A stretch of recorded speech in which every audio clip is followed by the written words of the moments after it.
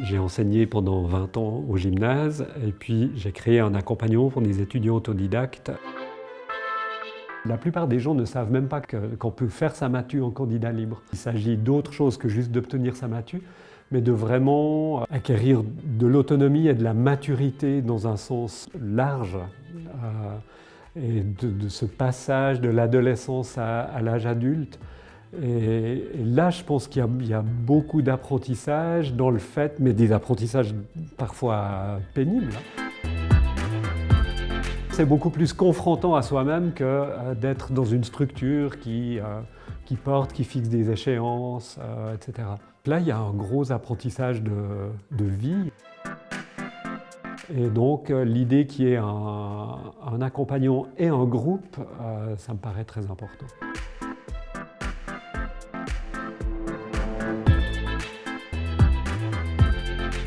J'ai fait la plupart de mes études scolaires à la maison et je suis parti ensuite 1 an à Londres faire un diplôme de musique.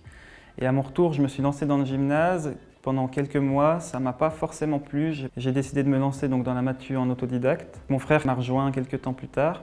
Et là, on a décidé de mettre une base associative, un fondement associatif en fait, à un groupe de jeunes pour permettre de partager du matériel, des informations.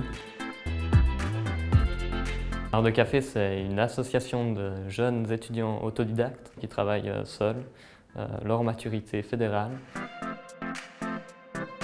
Sentir que les problèmes qu'on rencontre, ils sont partagés par d'autres et qu'on n'est pas tout seul dans ce marathon. Voilà, il y a un soutien qui est à mon avis très important dans ce parcours. Personnellement, j'ai mis 1 an à me mettre dans la matière, savoir comment aborder cette montagne de choses à apprendre.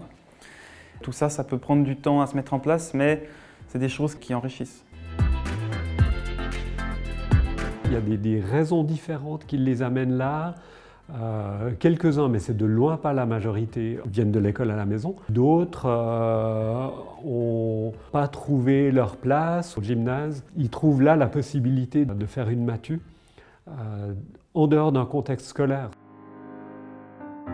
Je faisais déjà l'école à la maison depuis plus ou moins tout petit. Et du coup, pour moi, c'était assez logique de continuer la matu à la maison. Ça me permet de bosser seulement 4 heures par jour, d'avoir quand même le niveau et d'avoir du temps libre à côté pour pouvoir faire d'autres activités. À l'école, je n'avais pas les points pour pouvoir faire le chemin classique, donc école, gymnase, université. Et je savais qu'il fallait avoir une matu pour pouvoir toucher à des domaines qui était pour moi plus intéressant. J'ai rencontré des personnes qui m'ont dit qu'ils pouvaient faire leur maturité fédérale tout seuls.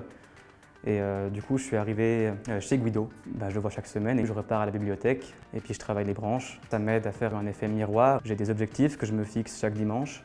Et le but, c'est que le dimanche suivant, je les ai accomplis, que si ce n'est pas fait, comment je passe d'un échec à une réussite dans le futur, comment je me mets à jour, comment je peux être sûr qu'arriver à un mois des examens, ce soit OK et que j'aille ma moyenne.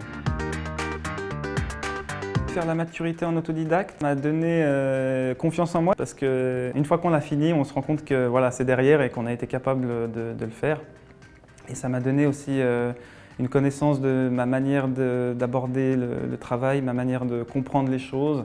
Quelque chose d'important, je pense, c'est le fait de se réconcilier avec des matières qu'on doit apprendre et de se rendre compte qu'en fait, tout peut être intéressant. Si on a l'ouverture d'esprit de se dire qu'on ne fait pas ça par dépit ou parce qu'on est forcé et que c'est un bagage qu'on construit pour nous.